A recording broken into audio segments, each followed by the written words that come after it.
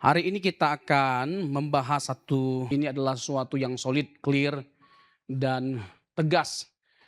Dinyatakan, disaksikan oleh Alkitab bahwa Yesus itu adalah Allah. Yesus itu adalah Tuhan. Dia adalah Allah pertama-tama, lalu dia juga adalah manusia. Pada dirinya ditambahkan satu natur, natur insani, ya, dalam konteks inkarnasinya, dalam misi keselamatan, dalam misi karya keselamatan. Jadi ini adalah keyakinan yang sangat fundamental dari lahirnya kekristenan, ini sudah diyakini. Tentu kita punya beban pembuktian. Bagaimana kita bisa membuktikan apa yang sudah kita yakini dari sejak awalnya. Jadi kekristenan itu tidak lahir dari ruang hampa. Kekristenan itu memiliki catatan sejarah yang begitu kuat dan solid. Bahkan kalau kita bicara tentang satu peristiwa yang menjadi jantung dari kekristenan, yaitu kebangkitan Yesus, ini adalah satu peristiwa yang bukan hanya sekedar ada dalam sejarah, tapi itu adalah peristiwa yang mengubahkan. Lewat Yesus yang bangkit ada pengharapan, ada kehidupan kekal, ada keselamatan. Dengan Yesus bangkit, maka layak bagi kita untuk mempercayai semua hal yang dia ucapkan. Dengan Yesus bangkit, maka benar adanya. Yesus bukan hanya sekedar Mesias yang dinubuatkan dalam perjanjian lama, tapi dia adalah Allah. Sebab hanya Allah yang bisa menaklukkan maut. Hanya Allah yang berkuasa atas maut. Ini menjadi suatu yang menarik nantinya untuk saya uraikan dan mungkin ada dalam diskusi kita bersama. Ini perlu menjadi catatan bagi setiap kita. Kalau Yesus tidak Allah, maka tidak mungkin dia mengerjakan keselamatan.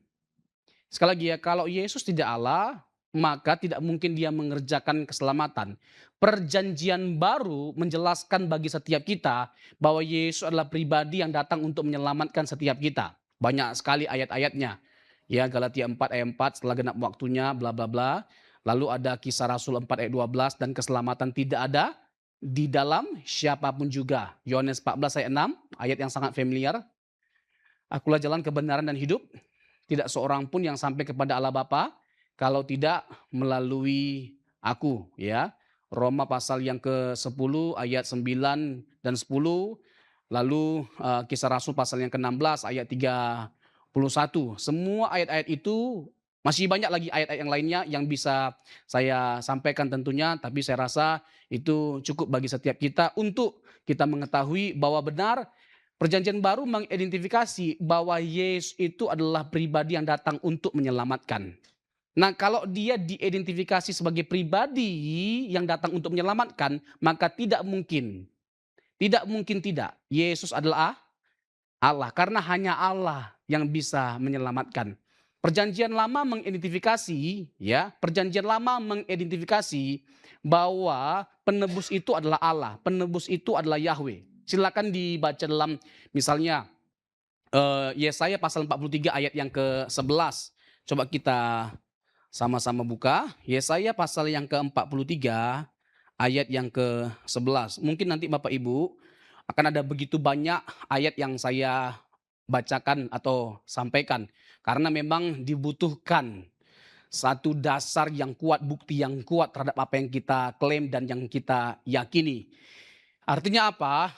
Bahwa semua yang kita yakini sangatlah kuat dasarnya, landasannya sangat kuat. Dan bukan hanya sekedar saya akan mengutip banyak ayat, tapi saya akan menunjukkan bagaimana ayat itu ditempatkan pada konteksnya. Itu yang paling penting. Karena semua orang mengklaim dirinya jadi Alkitabiah hanya karena mengutip ayat. Jadi ini juga menjadi sebuah catatan kita bersama untuk kita renungkan. Jadi nggak semua orang yang mengutip ayat otomatis jadi Alkitabiah. Karena setan juga mengutip Alkitab waktu mencobai iblis. Tapi keluar dari konteks. Ya, keluar dari konteks. Bahkan dia juga mengutip ayat atau firman Tuhan, perkataan Tuhan, ya, untuk mencobai Adam dan Hawa. Tentu sekali-kali kamu tidak mati, tapi kamu menjadi sama seperti Allah, dibelokkan kebenaran itu. Nah, ini adalah pertarungan kepercayaan. Allah menghendaki supaya kita percaya sepenuhnya kepada dirinya. Dan hal itu hanya bisa dibuktikan dengan sempurna oleh Tuhan kita Yesus Kristus, di mana dalam segala hal dia percaya kepada Bapa, dan bukti utama dari Yesus percaya kepada Bapa, dia mati di kayu salib.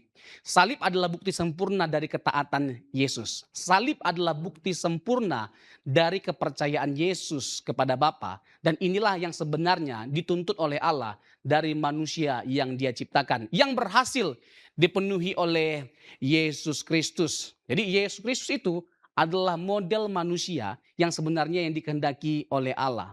Jadi berhasil Yesus memperagakan satu kehidupan yang dikehendaki oleh Allah dalam inkarnasinya sebagai manusia. Ini menjadi suatu yang menarik bagi setiap kita. Dan ini memang suatu yang menarik. Ini suatu yang indah, ini suatu yang menakjubkan. Nanti kalau kita melihat keseluruhan Alkitab dengan sungguh-sungguh kita mendalami, ya, dengan sungguh-sungguh kita menggumuli kebenaran Alkitab tentang keselamatan misalnya. Allah itu luar biasa dalam menyampaikan nubuatannya dan menggenapi nubuatannya. Tidak ada satupun dari nubuatan Allah dalam PL tentang Yesus yang meleset. Semuanya tergenapi detail-detailnya dengan sempurna.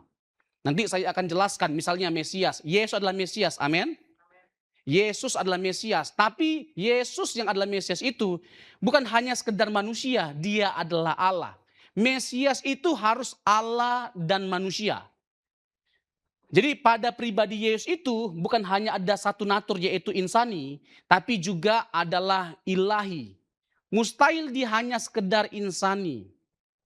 Meskipun nanti kita akan bentrok dengan konsep Yahudi ketika kita bicara tentang Mesias. Dan ini juga salah satu hal yang kita harus ketahui terlebih dahulu. Mesias ditolak. Ya, Yesus yang adalah Mesias ditolak oleh sebangsanya. Kenapa? Karena tidak sesuai dengan keinginan mereka. Apa konsep Yahudi tentang Mesias? Seperti Daud, seperti Salomo yang mengembalikan bangsa Israel pada masa keemasannya atau kejayaannya. Nah, Yesus tidak menunjukkan semarak itu. Yesus tidak menunjukkan konsep itu. Dan kita tahu bahwa para murid yang sudah bersama dengan Yesus 3,5 tahun masih salah dalam memandang Yesus yang adalah Mesias. Bayangin, sudah bersama dengan Yesus 3,5 tahun. Tapi mereka salah. Dan bahkan ketika Yesus bangkit dari kematian, mereka masih salah. Nanti silakan dilihat Kisah Rasul 1 ayat yang dari 1 sampai yang ke-6. Ya, Petrus meminta supaya Tuhan memulihkan kerajaan Sion. Jadi Mesiasnya mereka Mesias politis. Mereka ingin menjadikan Yesus sebagai Mesias politik yang menaklukkan Romawi pada waktu itu. Padahal Yesus adalah spiritual Mesaya. Mesias spiritual, Mesias rohani. Yang dia hadir untuk menaklukkan satu kekuatan yang tidak bisa ditaklukkan oleh siapapun. Ya, kekuatan apa itu? Dosa. Kekuatan apa itu? Maut. Kekuatan apa itu? Kegelapan. Dosa, maut, kegelapan adalah kekuatan atau kuasa yang lebih besar daripada manusia. Makanya saya bilang tadi, Mesias itu nggak mungkin hanya sekedar manusia. Mesias itu pasti Allah. Karena hanya Allah yang lebih besar daripada kuasa dosa, daripada kuasa maut dan kuasa kegelapan. Dan Yesus menunjukkan bahwa dia lebih besar dari semuanya ini. Dengan dia mengalami konsekuensi dosa yang adalah maut. Tetapi tidak berhenti. Dengan dia mati, dia bangkit pada hari yang ketiga. Hai maut, di manakah sengatmu? 1 Korintus pasal yang ke-15. Jadi Yesus adalah Mesias. Sekali lagi, bukan hanya sekedar yang insani. Tetapi dia adalah yang ilahi. Yesus itu terlebih dahulu adalah Allah. Lalu dia manusia. Ketika dia jadi manusia, dia tetap Allah enggak? Dia tetap Allah. Ya, bahkan natur insaninya tetap melekat pada dirinya selama-lamanya. Nanti silakan baca dalam Wahyu pasal yang ke-5. Bagaimana kita akan melihat Yesus yang telah menebus setiap kita dengan adanya tangannya yang berlubang paku dan lambungnya yang tertikam. Seperti domba yang tersembelih yang digambarkan oleh kitab Wahyu. Jadi kita akan mengetahui bahwa dialah Yesus yang mengasihi kita. Dialah Yesus yang berkorban bagi setiap kita. Dialah yang Yesus yang mati menyelamatkan setiap kita. Jadi natur kemanusiaannya pun menjadi kekal pada dirinya waktu dia berinkarnasi. Jadi Mesias itu adalah yang ilahi dan yang insani.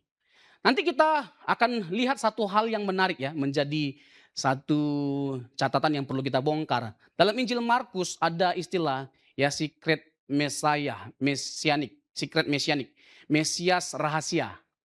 Mesias rahasia. Bapak Ibu ketika baca Injil Markus ada nggak menemukan kata-kata di mana Yesus meminta orang untuk tidak memberitahukan kejadian waktu ada disembuhkan, ya kan, ada mujizat yang dilakukan, bahkan dia melarang keras setan untuk memberitahu siapa dirinya, bahwa dia adalah anak Allah yang maha tinggi. Pertanyaannya, kenapa ya Yesus kayak melarang bahkan para murid atau orang Israel, melarang mereka untuk tidak mengetahui siapa dia, bahwa dia adalah Mesias. Bukan karena Yesus bukan Mesias, tapi karena pengetahuan isinya ya belum waktunya. Ya isinya itu masih salah karena mereka mengharapkan Yesus itu sebagai apa? Political Messiah, raja politis. Itu yang mereka inginkan. Jadi masih jauh dari gambaran yang sebenarnya Mesias yang sejati itu. Makanya Tuhan Yesus larang. Ya, kalaupun mereka sampaikan salah penyampaian tentang Mesias, nggak salah mereka memandang bahwa Yesus Mesias, tapi isinya, konsepnya yang salah. Jadi nantinya ketika sampai pada peristiwa Yesus yang bangkit, mereka dipenuhi Roh Kudus, baru mereka mengenali dengan benar, mengenali Yesus yang sejati, Yesus sebagai Mesias yang sejati. Bahkan Yohanes Pembaptis kan pernah salah kan? Ya kan dia suruh muridnya kan untuk bertanya, apakah engkau Mesias? Ya, atau aku perlu menunggu yang lainnya.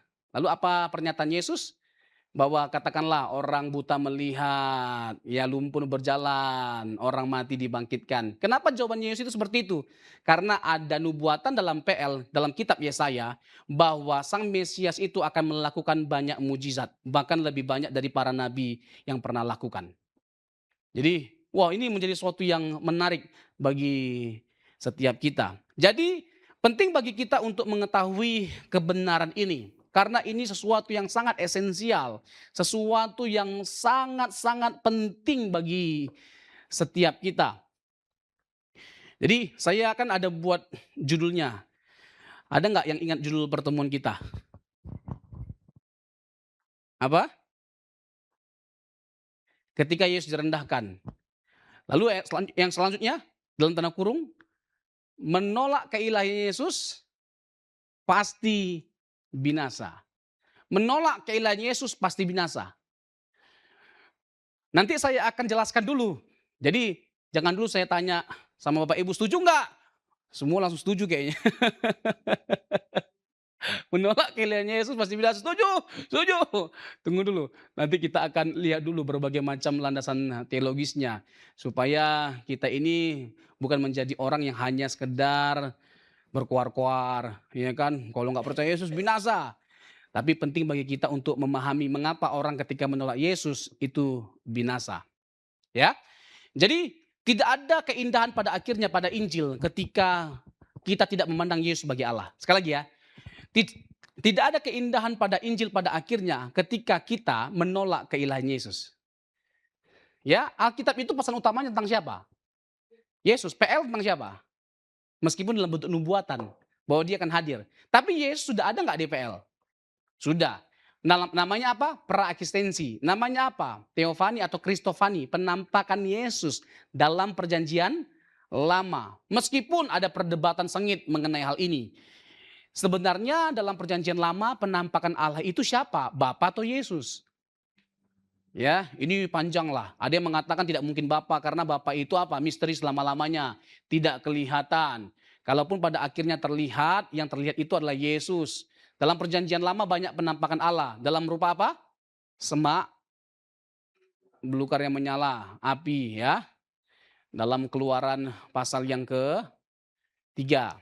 Ya, Allah menampakkan dirinya kepada Musa dalam semak belukar yang menyala-nyala. Lalu dalam bentuk apa? Malaikat. Ya, malaikat. Dalam bentuk manusia. Kalau dalam bentuk manusia kepada siapa?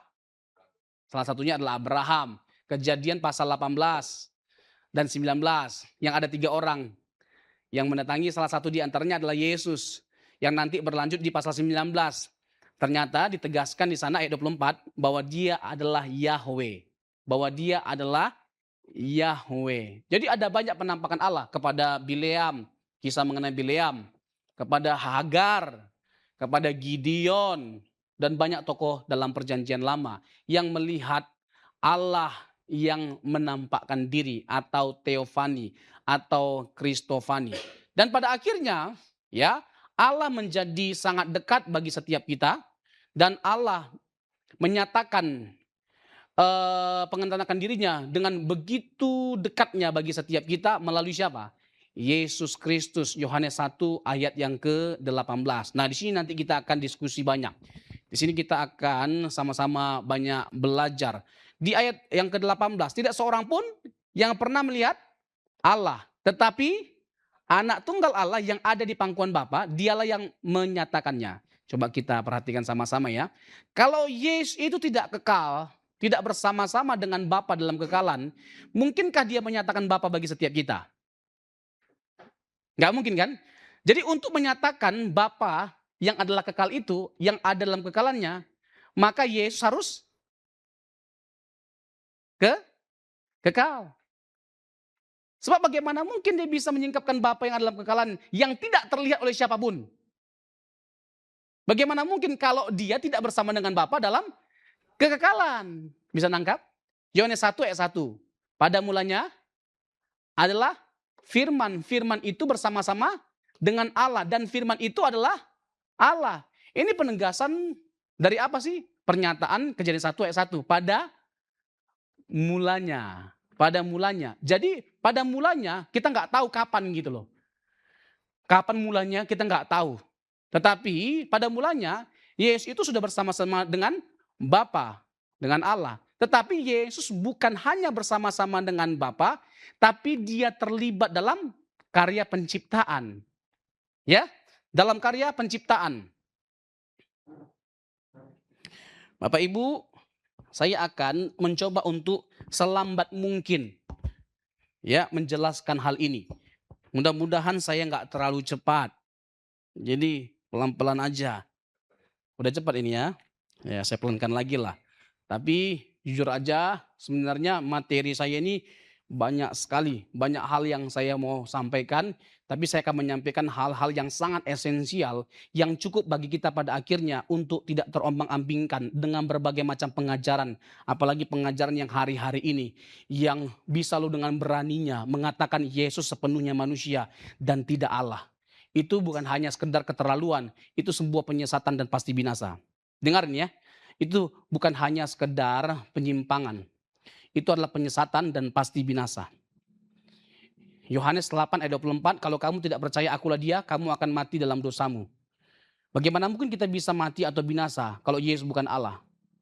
Supaya kita nggak mati dan binasa, maka kita harus menerima Yesus sebagai Allah. Itu konsekuensi. Ya, kalau kita mau hidup, ya, kita harus terima Yesus sebagai Allah. Tapi kalau kita nggak terima Yesus sebagai Allah, kita mati selama-lamanya. Kalau kamu tidak percaya akulah dia, kamu akan mati dalam dosamu. Salah satu poin utama dari Injil Yohanes adalah mengarahkan setiap kita untuk percaya kepada Yesus supaya selamat. Sekali lagi ya, salah satu poin utama, pesan utama dari Injil Yohanes adalah bicara tentang percaya. Percaya kepada siapa? Yesus Kristus. Dan dia sekali lagi tidak mungkin tidak Allah. Kalau kita lihat Injil Yohanes ya, percaya kepada Yesus sama dengan percaya kepada Bapa. Melihat Yesus sama dengan melihat Bapa. Waktu Yohanes 14 ayat 8 dan 9. Ada seorang yang bernama Filipus meminta supaya Yesus menunjukkan Bapa itu. Ya kan? Apa kata Yesus? Filipus, sudah sekian lama kamu dengan aku. Ya kan? Barang siapa telah melihat aku, ia telah melihat Bapa. Bagaimana engkau berkata, tunjukkanlah Bapa itu kepada kami? Jadi melihat Yesus sama dengan melihat Bapa. Mengenal Yesus sama dengan mengenal Bapa. Karena tadi Yohanes 1 ayat 18. Yesuslah yang menyingkapkan Bapa bagi setiap kita. Artinya nggak mungkin kita bisa sedekat sekarang ini dengan Bapa. Kan sudah disampaikan mengenai Allah sebagai Bapa dalam pertemuan yang sebelumnya kan. Nggak mungkin kita sedekat seperti sekarang ini dengan Allah yang adalah Bapa kita tanpa Yesus. Tidak mungkin. Yesuslah yang memungkinkan semuanya bagi setiap kita. Secara khusus relasi kita yang pulih dengan Allah. Yesus yang memungkinkan hal itu. Jadi sekali lagi ya, kalau kita bicara tentang kristologi. Ini kristologi ya tema besarnya, doktrinnya. Kita harus memandang pertama-tama dia adalah Allah. Baru manusia. Satu, pribadi. Istilah lainnya duinatur Kristus. Duinatur Kristus atau hypostatic union. Satu pribadi dengan dua natur. Alkitab menjelaskan bahwa Yesus memiliki karakteristik keilahian. Tapi Alkitab juga menjelaskan tentang karakteristik kemanusiaan Yesus. Yesus bisa lapar. Yesus berdoa. Yesus apa lagi? Menderita, menangis. Bahkan mati. Dia lahir makin lama makin bertumbuh. Itu adalah pengalaman-pengalaman dia sebagai manusia. Itu adalah karakteristik yang menunjukkan bahwa dia adalah manusia. Tapi Yesus itu mengampuni dosa. Markus 2 ayat 7 sampai yang ke-10. Yesus mengampuni dosa. Orang Yahudi menjadi marah. Kenapa marah? Karena mengampuni adalah pekerjaan Allah. Jadi Yesus secara langsung mengklaim dirinya adalah Allah. Lalu Yesus dalam Matius pasal yang ke-12 ayat yang ke-6 dan yang ke-8. Ini saya sengaja sambil lihat tulang Ida. Soalnya dia mencatat ya kan. Ini kan jangan sampai nanti kecepatan. Nanti saya diomelin lagi. Ulangi lagi. Oh mencatat ya. Ternyata ada banyak mencatat ya. Matius 12 ayat yang ke-6 dan 8. Di sana tegaskan bahwa Yesus lebih besar dari bait suci Allah. Yesus mengklaim dari ayat yang ke-6. Di sini ada yang melebihi bait Allah. Dia mengklaim dirinya lebih besar dari bait suci Allah. So who is he is? Siapa dia? Yang lebih besar daripada bait suci Allah ya Allah. Jadi kalau Yesus mengklaim dia lebih besar dari bait suci Allah, kalau dia tidak Allah, dia sedang menghujat Allah.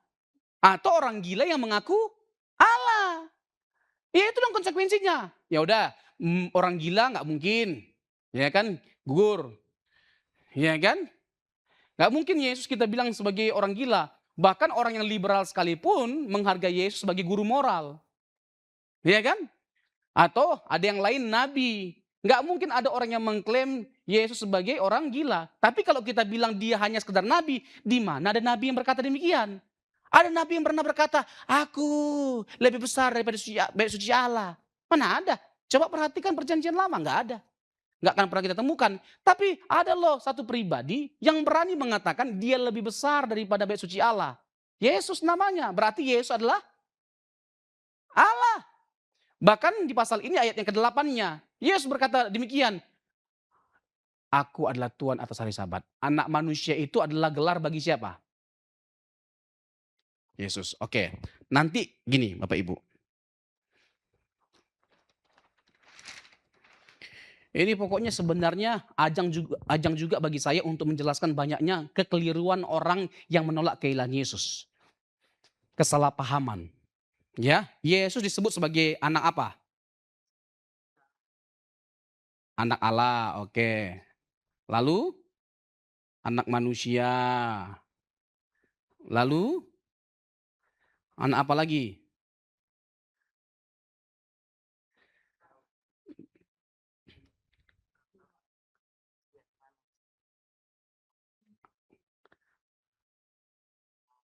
Anak Abraham. Oke, nanti saya akan jelaskan ya gelar-gelar Yesus ini. Bagaimana kita memahami gelar-gelar ini dan sekalipun kita mengakui dia anak Allah, anak manusia, anak Daud, anak Abraham, bukan berarti dia tidak Allah. Bahkan pada gelar-gelar ini kita akan melihat ya tersingkapkan keilahiannya. Misalnya ketika kita bicara tentang Yesus itu sebagai anak manusia. Ini bukan hanya sekedar maknanya hal itu menunjukkan bahwa dia adalah manusia, menunjukkan kemanusiaannya. Tunggu dulu. Nanti kita akan lihat Daniel pasal yang ke-7 ayat yang ke-13. Ternyata ya disingkapkan keilahian Yesus dalam Daniel 7 ayat yang ke-13. Nah ini dia, aku terus melihat dalam penglihatan malam itu tampak datang dengan awan-awan dari langit seorang seperti anak manusia. Datanglah ia kepada yang lanjut usianya itu. Ada yang menafsirkan bahwa ini jelas adalah Bapa. Dan ia dibawa ke hadapannya. Jadi gelar anak manusia. Bukan hanya sekedar menunjukkan kemanusiaannya. Dari ayat ini kita simpulkan. Lanjut ayat 14. Lalu diberikan kepadanya kekuasaan dan kemuliaan dan kekuasaan sebagai raja. Maka orang-orang dari segala bangsa, suku bangsa dan bahasa mengabdi kepadanya. Kekuasaannya ialah kekuasaan yang kekal, yang tidak akan lenyap. Dan kerajaannya ialah kerajaan yang tidak akan musnah. Kira-kira dengan semua gambaran ini, mungkinkah Yesus hanya sekedar manusia? Mungkinkah Yesus hanya sekedar manusia? Nggak mungkin, karena kekuasaannya kekal, tidak akan lenyap. Kerajaannya adalah kerajaan yang kekal, tidak akan musnah. Karakteristik ini ditujukan kepada Yesus yang adalah anak manusia. Apalagi nanti kalau kita bicara tentang Yesus sebagai anak Allah. Kalau kita bicara tentang Yesus sebagai anak Allah, ini bicara tentang relasi. Yesus yang begitu dekat dengan Bapa. Dia bukan jadi anak Allah waktu dia berinkarnasi saja. Dia bukan jadi anak Allah dalam konteks karya keselamatan yang dia kerjakan. Dalam konteks misinya. Tapi dia anak Allah yang merupakan status kekalnya. Sebagai pribadi kedua dari Allah Tritunggal. Ya, dia punya relasi yang unik. Monogenes Theos. Ya, anak Allah. Nanti bisa dilihat di Injil Yohanes secara khusus ya. Menjelaskan ya tentang apa dan bagaimana posisi Yesus sebagai anak Allah.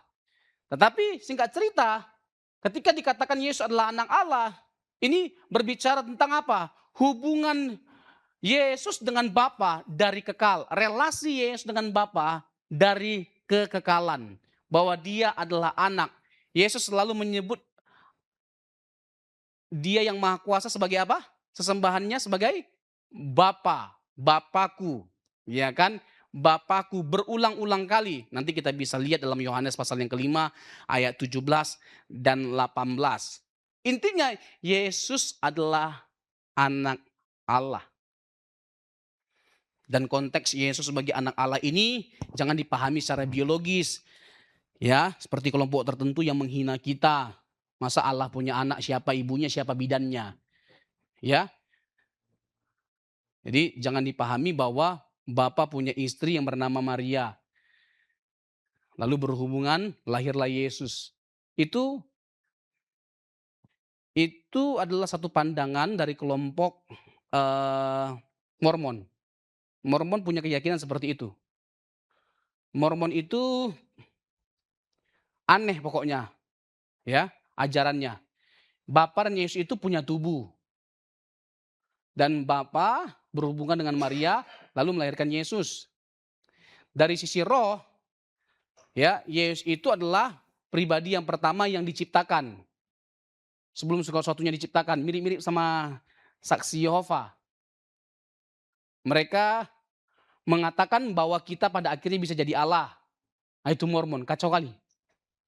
Tapi tahun 70, Mormon sudah masuk Indonesia. Jadi ada penganut Mormon.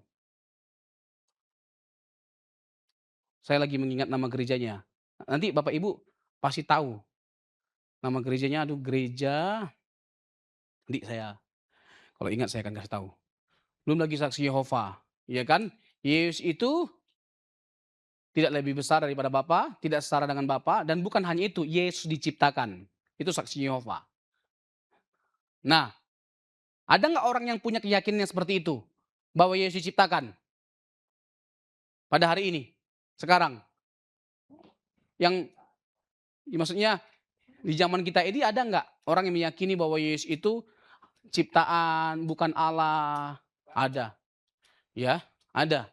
Ya, satu kelompok nanti saya akan jelaskan lah. Tapi dengan menggunakan nama samaran. Amin. Anak Daud untuk menunjukkan bahwa dia keturunan raja. Ya, untuk menunjukkan bahwa dia adalah keturunan raja. Kalau dia adalah keturunan raja, harus jelas dari keturunan raja dia. Makanya dikatakan bahwa dia adalah anak Daud, bahwa dia adalah raja. Ya, bahwa Yesus itu adalah dari suku Yehuda. Lalu dikatakan dia adalah anak Abraham. Anak Abraham, Alkitab mengatakan lewat keturunanmu, bukan keturunan-keturunanmu. Coba Galatia 3 ayat 16. Lewat keturunanmu artinya melalui siapa? Yesus Kristus, semua bangsa akan memperoleh berkat. Berkat ini bukan berkat jasmani, berkat rohani, yaitu keselamatan. Makanya kalau orang bicara tentang terimalah berkat Abraham, itu bukan berkat jasmani, itu berkat keselamatan yang dianugerahkan kepada semua bangsa pada akhirnya melalui keturunannya. Siapa namanya? Yesus. Adapun kepada Abraham diucapkan segala janji itu dan kepada keturunannya. Tidak dikatakan kepada keturunan-keturunannya, seolah-olah dimaksud banyak orang, tetapi hanya satu orang dan kepada keturunanmu, yaitu Kristus. Jelas ya? Ya, Abraham adalah bapak orang percaya. Lalu anak tunggalnya bernama Ishak. Ishak adalah anak Abraham yang dikorbankan. Kejadian 22. Bawalah anakmu yang tunggal itu, yaitu Ishak. Disebut nggak namanya? Disebut nggak namanya? Karena disebut berarti clear, yang dipersembahkan siapa? Ishak. Ngapain kita sebenarnya berdebat? Lucu memang kan agama tetangga kita ini kan. Kalau kita sebenarnya punya jawaban yang jelas, yaitu Ishak. Karena ada ayatnya, bawalah anakmu yang tunggal itu, yaitu Ishak. Lalu pada akhirnya nggak jadi dikorbankan. Yang dikorbankan adalah binatang, karena Abraham melihat domba. Lalu dia punya keyakinan bahwa Allah akan menyediakan pada akhirnya. God himself will provide. Ini sebuah kalimat nubuatan yang diikrarkan oleh Abraham. Dan pada akhirnya tergenapi pada diri siapa? Yesus Kristus yang adalah anak domba Allah. Yohanes 1 ayat 29. Lihatlah anak domba Allah yang menghapus dosa dunia. Jelas. Iya kan? Nanti silakan baca Kejadian pasal yang ke 22 ya, ayat 13 dan 14. Abraham mempersembahkannya di Gunung Moria dan Golgota adalah salah satu tempat yang ada di Gunung Moria. Jadi Allah menepati janjinya dengan mempersembahkan anaknya yang tunggal di Bukit Golgota. Ini sesuatu yang luar biasa. Jadi penggenapan ya dari janji Allah itu sempurna pada diri Yesus tentunya. Nah, jadi kalau kita bicara tentang Yesus, ini adalah poin yang utama yang harus kita pegang. Dia adalah Allah dan dia adalah manusia. Ada karakteristik kemanusiaannya, ada karakteristik keilahiannya. Ya, ada yang mengatakan bahwa kita akan kebingungan kalau dikatakan Yesus itu Allah. Bagaimana kita memahami dia yang adalah anak Daud, anak Abraham, atau Mesias, atau utusan? Saya bingung, justru saya jauh lebih bingung dengan pernyataannya. Kok bisa dia bingung gitu loh? Nah kenapa dia bisa bingung? Karena dia nggak memahami dengan benar. Nggak mendalami dengan dalam. Makanya kalau orang masih tanggung-tanggung ilmunya, jangan mengajar. Belajar dulu baru mengajar. Iya kalau nggak mumpuni nggak usah ngajar. Yang ada nanti pada akhirnya menyesatkan banyak orang. Dia aja tersesat, apalagi orang lain. Yang susahnya kalau ketemu sama jemaat yang mengidolakan pendetanya. Ini susah. Ngikut aja dia, pendetanya sesat, ikut dia. Pendeta ngomong bahwa dia adalah Tuhan, ngikut juga dia. Karena yang diidolakan pendetanya, pemimpinnya. Ini jadi masalah, rusak jadinya. Iya kan? Orang kalau sudah terlalu mengidolakan, dia nggak peduli benar atau tidaknya. Iya. Kalau itu sudah memang radikal banget. Itu sudah keterlaluan radikalnya. Iya kan, saking radikalnya, iya kan dia nggak mempersoalkan lagi benar atau tidaknya disampaikan. Karena apa? Yang diidolakan itu adalah manusianya, pemimpinnya, orangnya, pengkhotbahnya, pendetanya. Padahal Kita harus berfokus kepada siapa? Kebenaran yang disampaikan terkait dengan Yesus. Enggak indah loh pelayanan kita kalau bukan Yesus yang kita sampaikan. Amin. Enggak indah loh khotbah kita kalau bukan Yesus yang kita sampaikan. Dan enggak tahu apalah namanya kalau kerja kita ketika berkhotbah hanya bicara tentang prestasi diri. Artinya orang mengagumkan siapa? Jemaat mengagumkan siapa? Pendetanya. Bukan Yesus. Jadi kalau Yesus dihina biasa aja dia. Tapi kalau pendeta dihina, murka dia. Ya, saya harap kita jangan sampai ada yang seperti itulah. Berfokuslah kepada Injil yang benar. Dan gereja yang benar mengajak setiap kita untuk berfokus kepada Injil. Kepada Yesus. Kepada keindahan Yesus. Amin. Supaya kalaupun kita berbangga, yang kita banggakan adalah Yesus kita. Supaya kalaupun ada hal yang mengecewakan dari pendetanya, dari gerejanya, kita nggak cepat-cepat keluar. Yang setuju katakan amin. Karena apa? Kita hadir untuk apa? Mencari keindahan Injil. Tentang Yesus yang mati dan bangkit bagi setiap kita. Yang mengasihi kita, yang lebih besar kasihnya daripada dosa-dosa kita. Pada akhirnya orang yang bersalah pun, orang yang berdosa bisa kita rangkul karena melihat Yesus. Amin. Ya kita aplikasikan dong pada akhirnya kebenaran itu. Itulah keindahan dari setiap kita yang mengikut Yesus. Ada karakter Yesus itu dalam diri kita. Bukan hanya ada keindahan Injil yang penuh dengan retorika. Amin. Iya dong. Makanya we are called not only to be theology lovers, but Jesus lovers. Kita dipanggil bukan hanya sekedar untuk menjadi teologi lovers, pecinta teologi, tapi pecinta Yesus. Bukti bahwa kita telah dengan benar memahami kristologi atau teologi adalah kita makin mencintai Yesus, menjadi semakin serupa dengan Yesus. Amin. Jadi kalau kita bicara tentang Yesus, nggak boleh hanya berfokus kepada salah satu di antara ini, harus dua-duanya. Ada orang, ada kelompok, dia hanya menekankan kemanusiaannya. Supaya apa? Supaya bicara tentang apa? Teladan. Ini bukan Injil. Saya tidak menafikan bahwa Yesus bukan hanya sekedar memberikan kepastian keselamatan, tapi juga teladan. Tapi di mana letak keindahannya kalau pada akhirnya kita hanya bicara tentang teladan Yesus dalam hal moral? Kalau kita bicara tentang Yesus, kita harus berbicara tentang sesuatu yang gak bisa dikerjakan oleh siapapun selain Yesus. Apa itu? Keselamatan. Amin. Yang mana ini adalah pekerjaan siapa? Pekerjaan Allah. Jadi kalau kita bicara tentang Yesus, kita harus bicara tentang dia sebagai Allah. Jangan hanya dia sebagai manusia. Kalau orang pada akhirnya hanya berfokus kepada kemanusiaannya, contoh kehidupan, teladan kehidupan. Percayalah orang yang seperti ini akan banyak bicara tentang dirinya. Saya berjuang menjadi baik. Untuk orang yang seperti saya sudah sulit untuk berbuat dosa. Dia akan mengarahkan orang atau jemaat kepada apa? Kepada dirinya. Saya sudah seperti Yesus.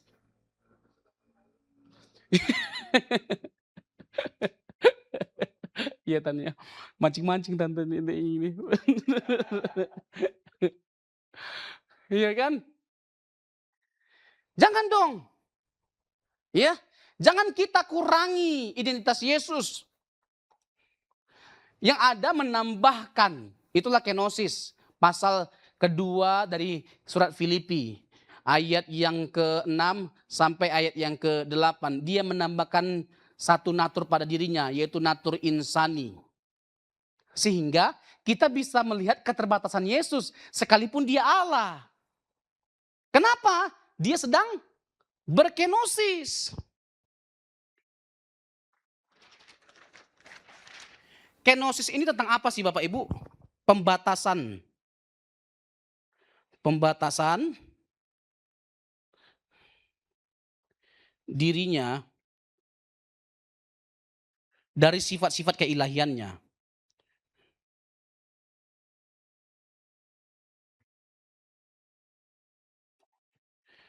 Kalau dikatakan apa hebatnya, apa yang mengagumkan dari Yesus, kalau pada akhirnya kita memandang dia sebagai Allah, apa hebatnya?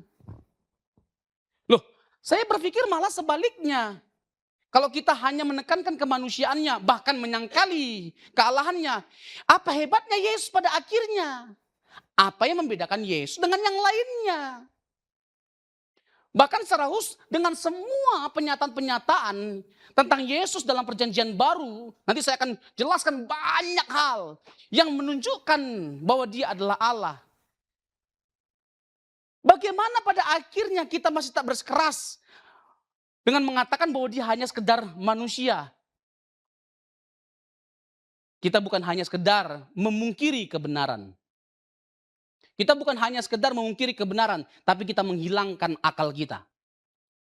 Itu kata yang lebih tepat untuk mereka yang hanya sekedar atau dengan bersikeras memposisikan dirinya melihat kemanusiaan Yesus doang, lalu mengabaikan keilahiannya. Itu bukan hanya sekedar dia abai terhadap kebenaran, tapi dia tidak menggunakan akalnya. Ya, terdengar keras, tapi ini adalah kenyataannya. Bagi saya, orang yang mengatakan Yesus itu bukan Allah, bukan hanya sekedar mengabaikan kebenarannya, tapi tidak menggunakan akalnya. Karena dia nggak menggunakan akalnya lah, makanya dia mengabaikan keilahian Yesus. Itu kesimpulannya. Jadi kenosis dalam Filipi 2 ayat 6 sampai 8 itu bicara tentang apa?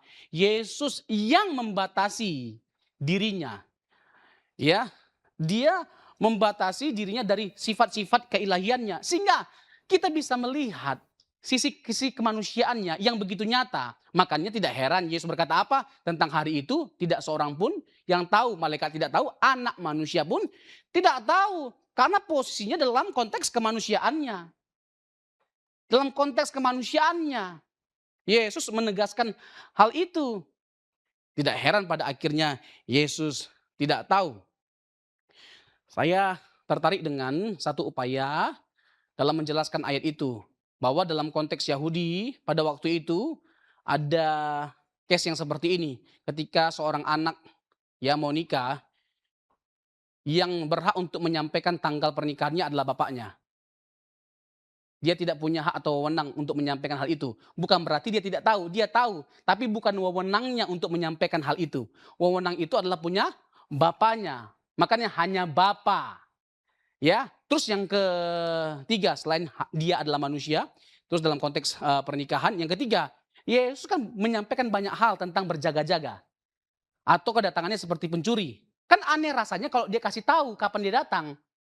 Kalau jelas dia minta supaya kita berjaga-jaga, ya, seperti 5 gadis bijaksana dan 5 gadis bodoh. Berarti itu karena dalam posisi kita nggak tahu kapan dia datang.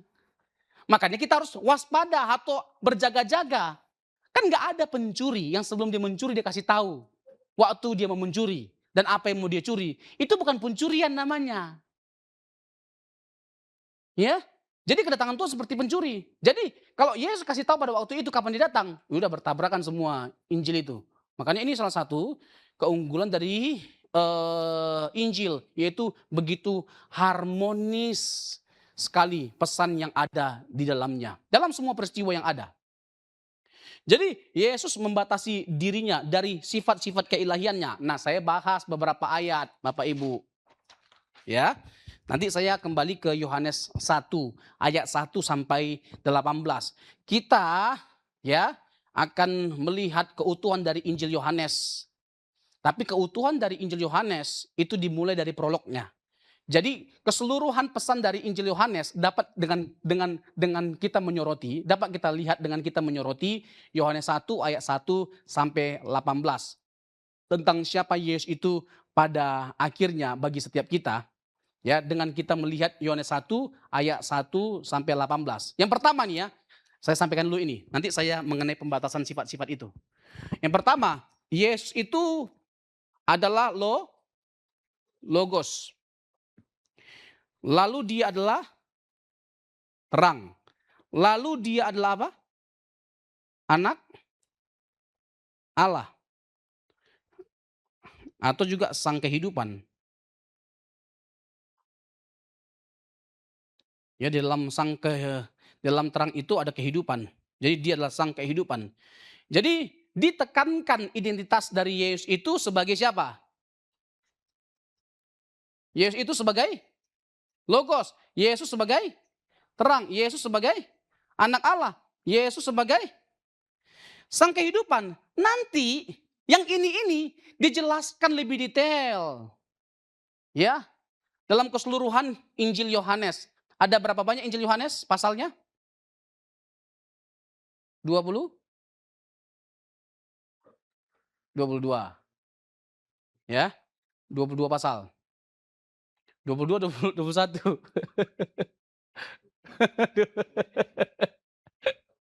Ya, 21 ya. Oke. Ya. Jadi, Yesus adalah Logos. Logos itu pribadi atau bukan? Pribadi atau bukan?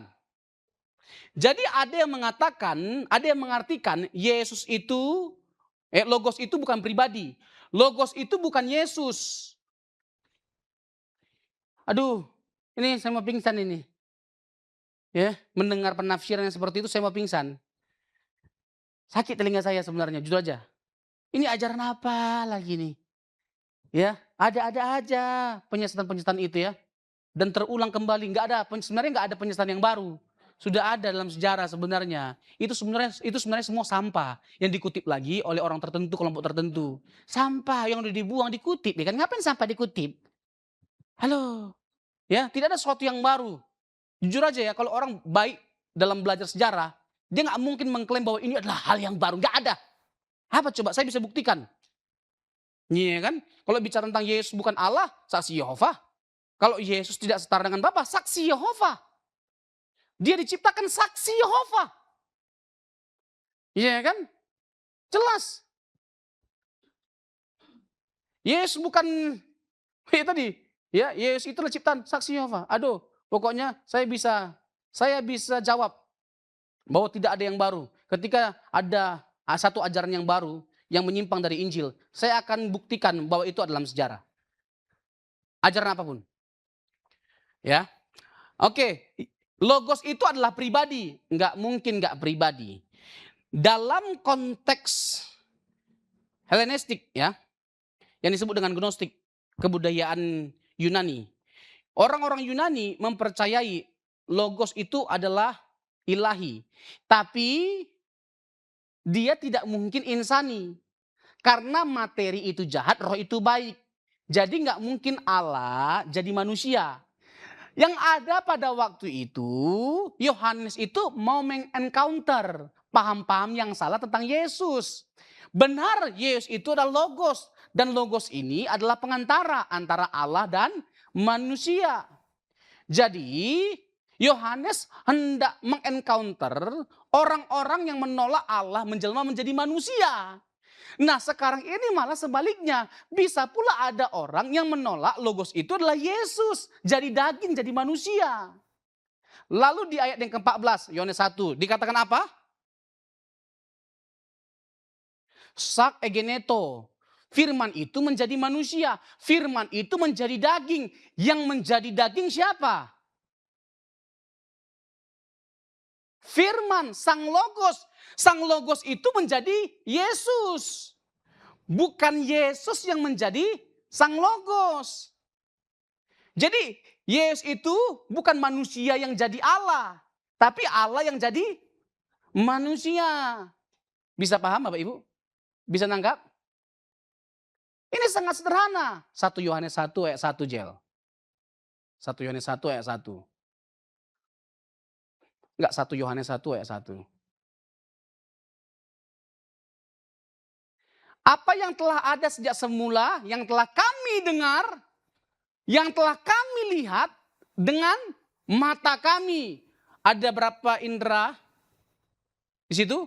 Yang telah kami dengar, yang telah kami lihat, yang telah kami saksikan dan telah kami raba dengan tangan kami tentang apa? Firman hidup. Berarti Logos itu sesuatu yang kelihatan. Logos itu daging. Karena kalau dia bukan daging, ya bukan manusia. Bisa nggak yang bukan manusia diraba? Misalnya perkataan kita bisa diraba nggak? Halo? Perkataan kita bisa didengar. Tapi bisa diraba nggak? Nggak bisa.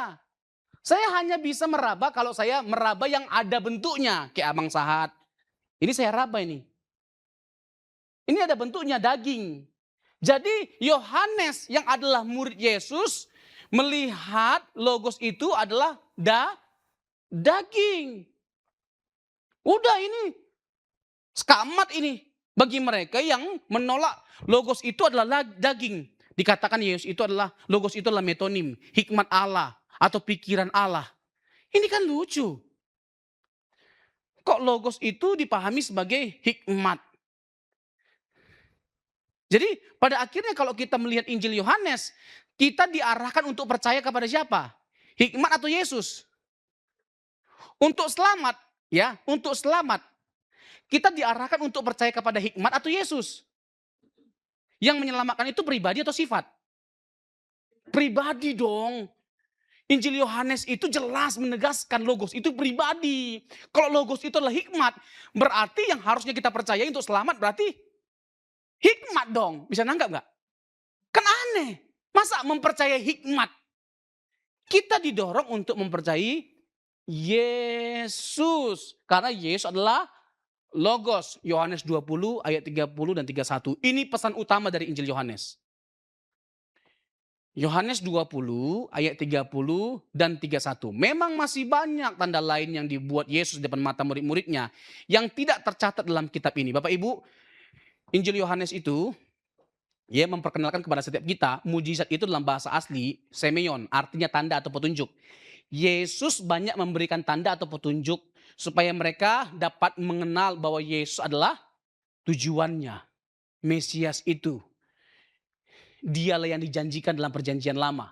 Yang nanti dalam Lukas pasal yang ke-23, Tuhan Yesus kasih tahu, ya, para nabi itu menyaksikan aku. Ya, Taurat itu menyaksikan aku, Mazmur itu menyaksikan aku. Jelas.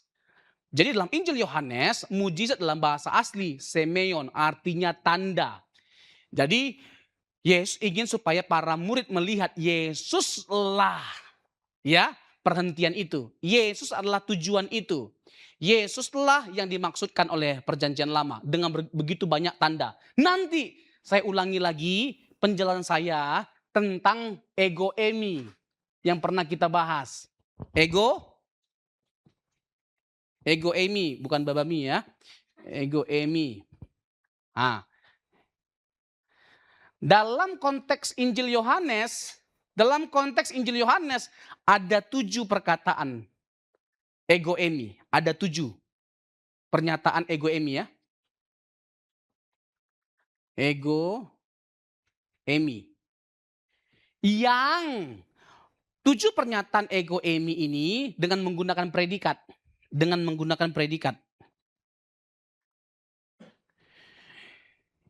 Mengarahkan 7 pernyataan ego eimi dengan menggunakan predikat. Mengarahkan setiap kita untuk memandang bahwa Yesus itu adalah Allah. Karena ke-7 pernyataan ego eimi ini itu terkait dengan apa? Keselamatan yang ditawarkan oleh Allah. Keselamatan. Jadi ke-7 ego eimi ini bicara tentang apa? Keselamatan. Apa aja itu? Akulah gembala yang baik. Akulah terang. Akulah kebenaran dan hidup. Akulah gembala. Akulah roti. Apalagi? Akulah pokok anggur yang benar. Yohanes pasal yang ke-15. Ya, itu mulai dari Yohanes pasal yang ke-6. Nah, semuanya itu, ke-7 pernyataan ini mengarahkan setiap kita untuk melihat Yesus lebih dari sekedar manusia. Dia adalah Allah. Karena jabatan ya yang dia tekankan atau pernyataan ini menegaskan fungsinya sebagai Allah. Fungsinya dia sebagai Tuhan, sebagai Raja. Nah, oke Bapak Ibu ya. Dia nggak mungkin tidak daging, dia pasti daging. Dia menjelma menjadi manusia. Yohanes 1 ayat 1 pada mulanya adalah firman, firman itu bersama-sama dengan Allah dan firman itu adalah Allah. Ada perbedaan, ada persamaan. Perbedaannya apa? Firman dan Bapa, ya, firman dan Bapa itu 2 pribadi yang berbeda. Persamaannya apa? Itu perbedaan. Persamaannya sama-sama Allah. Jadi ada perbedaan, ada persamaan. Lalu ditekankan di ayat kedua, apa? Ia pada mulanya bersama dengan Allah. Kekekalannya. Kekekalannya. Yesus itu kekal. Amin. Dia bukan baru ada waktu lahir di Bethlehem. Itu dalam konteks kemanusiaannya. Yesus itu kekal. Contoh, coba buka Yohanes 8 ayat 58. Saya akan buktikan kekekalan dari Tuhan Yesus.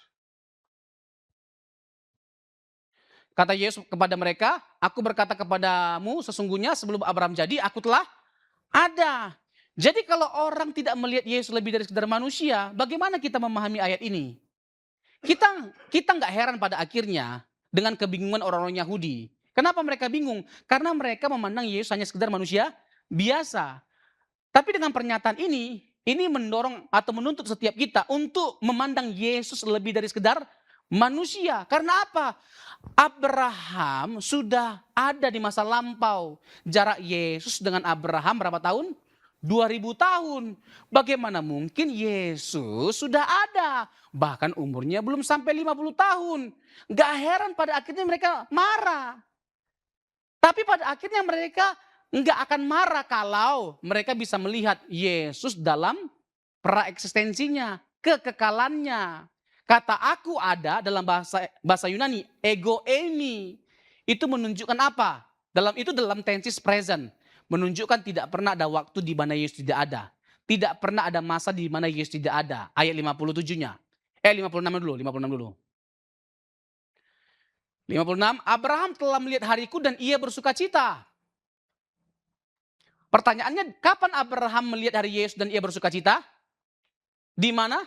Kejadian 18. Di Tarbantin, Mamre. Disitulah pernah Abraham melihat Yesus dalam penampakannya sebagai manusia yang ada 3 orang itu. Yang nanti Abraham bernegosiasi dengan penampakan itu, yaitu Yesus, Kristofani itu. Dan ternyata Kristofani itu Yahweh. Coba.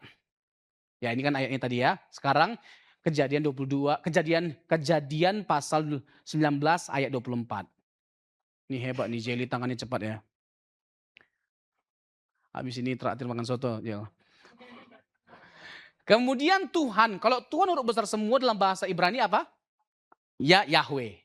Yahweh menurunkan hujan belerang dan api atas Sodom dan Gomora berasal dari Tuhan dari langit. Ada Tuhan Yahweh di bumi, ada Yahweh di langit. Ada satu Yahweh, tapi pribadi Yahweh berapa? Di sini 2.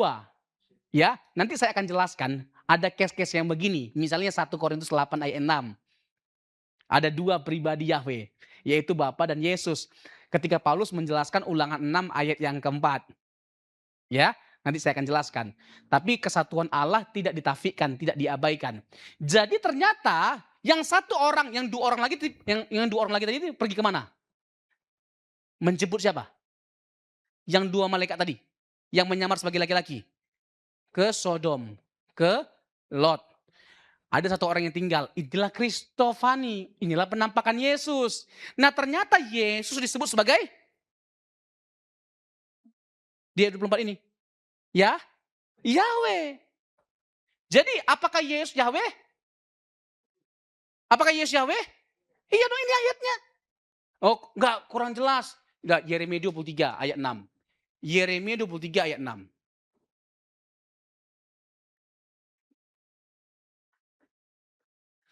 Dalam zamannya Yehuda akan dibebaskan dan Israel akan hidup dengan tentram, dan inilah nama yang diberikan kepadanya apa? Tuhan keadilan kita, Yahweh keadilan kita. Oke, ayat 5-nya sebelumnya, sorry, ayat 5-nya coba. Ada Isai, ada kata-kata Isai. Sesungguhnya waktunya akan datang demikian firman Tuhan, bahwa aku akan menumbuhkan tunas adil bagi Daud. Tunas adil siapa? Itu gelar atau istilah untuk siapa? Tunas adil. Yesus. Ia akan memerintah sebagai raja yang bijaksana dan akan melakukan keadilan dan kebenaran di negeri. Selanjutnya. Dalam zaman Yehuda akan dibebaskan dan Israel akan hidup dengan tentram. Dan inilah nama yang diberikan orang kepadanya. Yahweh keadilan kita. Berarti Yesus adalah Yahweh. Jelas, ya, clear bagi setiap kita Bapak Ibu. Oke. Ya, nanti silakan persiapkan pertanyaan-pertanyaan untuk kita masuk dalam sesi tanya jawab. Oke, karena Yesus berkenosis Bapak Ibu, ya, ini rahasianya. Jadi kita bisa menjawab pertanyaan-pertanyaan mengenai mengapa Yesus berdoa. Orang langsung bilang, oh berarti dia tidak Allah. Ya kan, Yesus lapar. Berarti Yesus tidak Allah. Ya, bahkan dikatakan bahwa Yesus sendiri yang ngomong, Bapa lebih besar daripada aku tuh, berarti Yesus bukan Allah. Atau minimal dia nggak setara dengan Bapa. Atau dikatakan dalam 1 Korintus 11 ayat 3, bahwa kepala dari Yesus adalah Allah. Atau Yohanes pasal 20 ayat 17, Yesus berkata Allahmu dan Allahku. Tuh, dia mengatakan Bapa itu adalah Allahnya. Nah, bagaimana kita memahami semua ayat-ayat ini? Kolose 1 ayat yang ke-15 misalnya, dikatakan di sana apa? Yesus itu sebagai yang pertama-tama diciptakan. Kolose 1 ayat 15. Ia adalah gambar Allah yang tidak kelihatan, yang sulung lebih utama dari segala yang diciptakan. Nah, bagaimana kita menjawab ayat-ayat ini? Ayat-ayat yang mengesankan bahwa Yesus itu bukan Allah, hanya sekedar manusia, atau dia tidak setara dengan Allah. Gampang, gampang Bapak Ibu. Dengan kita melihat dia sebagai apa?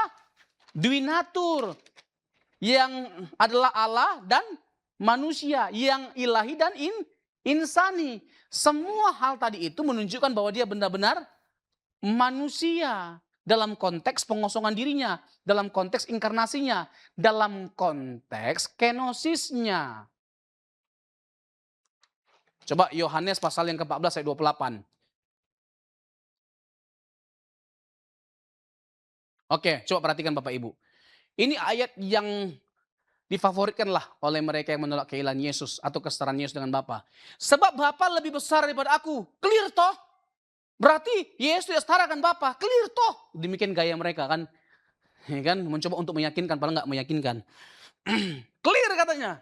Bahwa Yesus tidak setara dengan Bapa. Karena apa? Dari mulut Yesus keluar bahwa Bapa lebih besar daripada aku. Dalam bahasa asli kata lebih besar itu megas. Bukan dalam pengertian hakikat, tapi fungsi. Di sini Yohanes tidak sedang ngomong tentang hakikat, tapi fungsinya, perannya. Dalam konteks dia yang berinkarnasi, wajar nggak dia lebih kecil daripada Bapa? Wajar nggak Bapa lebih besar?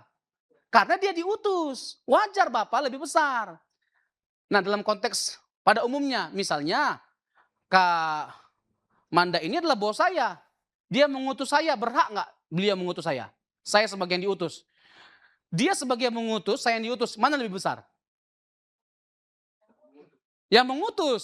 Saya lebih kecil, dia lebih besar. Dalam konteks apa? Fungsi. Karena fungsinya dia bos saya. Saya anak buahnya. Nah, ini nggak ngomong hakikat, ini fungsi. Dia sebagai yang berinkarnasi, dia sebagai manusia, ya, dalam konteks kemanusiaannya, dia diutus, dia melakukan kehendak Bapa. Itulah posisi Yesus di sini sehingga Bapa lebih besar, megas. Jadi konteks ini tidak cocok dipakai untuk menyangkali kesetaraan Yesus dengan Bapa, apalagi keilahian Yesus. Coba ayat yang ke-12. Ini konsekuensi yang tidak bisa ditolak. Kalau memang pada akhirnya Bapak Ibu ya, kalau memang tidak diterima bahwa Bapa lebih besar daripada Yesus dalam konteks kemanusiaannya, bagaimana menjawab ayat ini? Ini satu ya, satu lagi nanti Ibrani 2 ayat 9. Coba perhatikan ini baik-baik. Ini gampang sekali ayat seperti ini. Kalau belajar. Masalahnya kalau nggak belajar, dimakan, dikunyah habis-habisan sama mereka-mereka yang sesat ini. Coba. Nah ini dia. Aku berkata kepadamu, sesungguhnya barang siapa percaya kepadaku, ia akan melakukan juga pekerjaan-pekerjaan yang aku lakukan.